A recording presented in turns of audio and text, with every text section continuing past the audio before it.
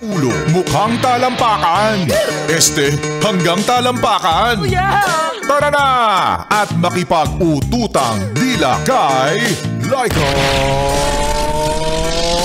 Barista! Hi at kaway-kaway para sa iyo, yes friend, na para bang kaya lang tayo nag-day off ay para makapaglaba tayo. Naramdaman mo ba? Hindi, di ba? Hindi ka naman nag-iisa. At hayat kaway-kaway rin para sa iyo, yes friend, na naghahanda na para sa papalapit na Halloween. At panahon na naman, syempre, ng mga katatakutan. Sino-sino ba yung mga yan? Syempre, kasama ka dyan, yung takot sa commitment. Takot masaktan at takot iwan. At syempre, kasama na rin dyan yung mga takot mag-isa. Napakarami kong kilalang ganyan. Lalayo pa ba ako? Syempre, karamihan dyan ay aking mga kaibigan. Ako, tatakutin nyo? Diyos ko. Hindi niya na ako kailangang takutin pa. Dahil nakikita ko pa lang ang bill namin sa Meralco, nahihimatay na ako. Maayong hapon para sa mga maot at guwapa na yes friend natin. Kasama nyo na nga kapiling, kachismisan, kakwentuhan at kaututang dila rin. Yes, totoo. Hindi ka nagugulumihanan. Hindi ka rin aalimpungatan para sa mga nagsiesta dyan. DJ Laika Barista na ang iyong kasama at ang iyong kaututang dila 3 p.m. to 6 p.m.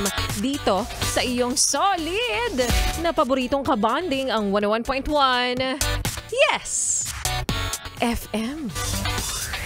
Kung sa mga oras na ito ay nag-aalala ka, yes friend, na baka mamaya kapusin ka ng budget para sa iyong mga bayarin, huwag ka mag-alala, ang Yes FM ay namimigay ng kasying-kasyang.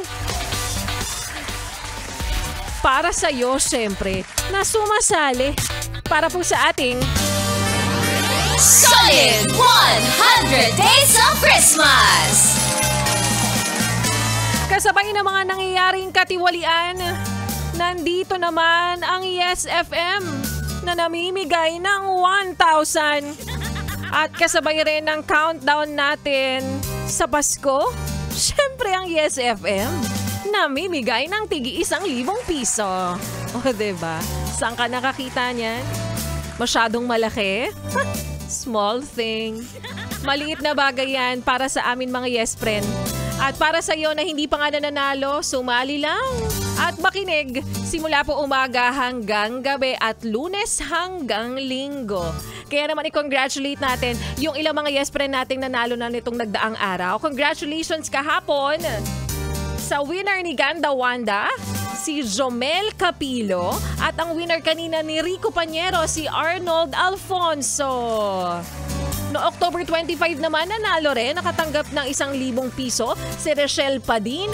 At nung winner ko naman no October 24, si Sheila Silang. Congratulations sa inyo mga yes friend ko na alam ko nakikinig sa mga oras na ito. Ipamalita po at ipagkalat ang napakagandang balita ng Yes FM ay patuloy na namimigay ng 1,000 pesos dahil 59 days before Christmas. Dire-diretso lang yan. Hanggang sa darating na Pasko, magiging malawak ang ngiti nyo.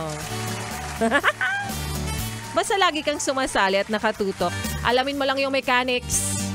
May chance ka manalo ng 1,000 pesos. So good luck and congratulations sa mga nanalo na para po sa ating Solid 100 Days of Christmas!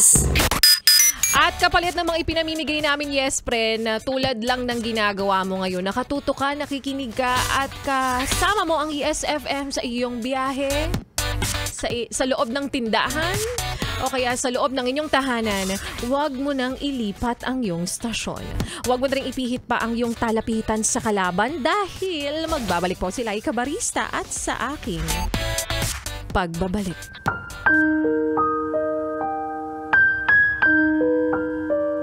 Magkaiba ang okay lang sa salitang ayos lang.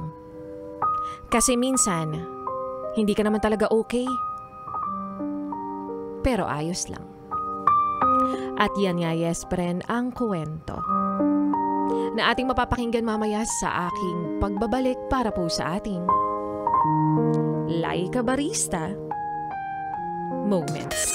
Kaya naman ituloy pa natin, yes friend, ang pakikinig mo sa mga kantahan ko ngayong hapon. Kasama rin ang susunod nating kanta na para sa'yo, na sinasabing ayoko sana na ika'y mawawala. Sinabi ko lang yung unang lyrics. Kaya naman, here's Halik by Aegis. Dito pa rin sa iyong solid na paboritong kabanding ang 101.1 Yes FM. Ayoko sana